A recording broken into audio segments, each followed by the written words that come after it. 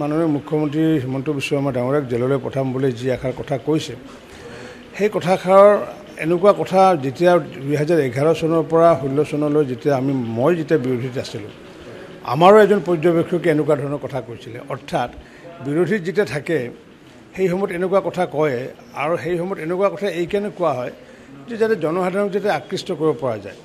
কিন্তু আমি জানো যে মাননীয় মুখ্যমন্ত্ৰী ডক্টৰ হিমন্ত বিশ্ব শৰ্মা ডাঙৰীয়াই যি হাৰত কাম কৰি আছে অসমত, আৰু এই কাম কৰাৰ পিছত তেওঁলোকে হতাশাগ্ৰস্ত হৈছেগৈ।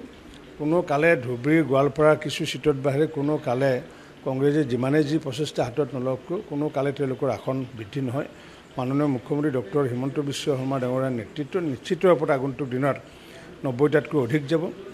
আৰু তেখেতক যি জেললৈ প্ৰেৰণ কৰাৰ কথা কৈছে, এই কথাষাৰ অমূলক কথা। গতিকে তেওঁলোকে হতাশা হোৱাৰে আচলতে এটা লক্ষণ বুলি ভাবোঁ। কাৰণ কিয় মই বিৰোধীত থাকোঁতেও তেনেকুৱা কথা আমাৰ নেতাও কৈছিলে, গুৱাহাটীত কৈছিলে যে হিমন্ত বিশ্ব শৰ্মা ডাঙৰীয়াক জেললৈ পঠাম। কিন্তু পিছলৈ কি হ'লগৈ, জেললৈ পঠোৱা দূৰৰ কথা আমি একেবাৰে আঁকোৱালি আনিলোঁ। আঁকোৱালি আনি পেলাই আমাৰ নিজৰ চৰকাৰ গঠন কৰিলোঁ তেখেতৰ লগত আৰু সৰ্বানন্দ সোণোৱালৰ লগ লাগি। গতিকে ৰাহুল গান্ধী এনেকুৱা ধৰণৰ বিভিন্ন কথা কৈ এটা সময়ত এনেকুৱাও দেখিছিলোঁ যে তেখেতে আনকি নিজে ৰাষ্ট্ৰপতিৰ সন্মুখতে হওক বা প্ৰধানমন্ত্ৰীৰ সন্মুখত অফিচিয়েল গেজেট নটিফিকেশ্যনতো ফালি দিয়া ৰেকৰ্ড আছে।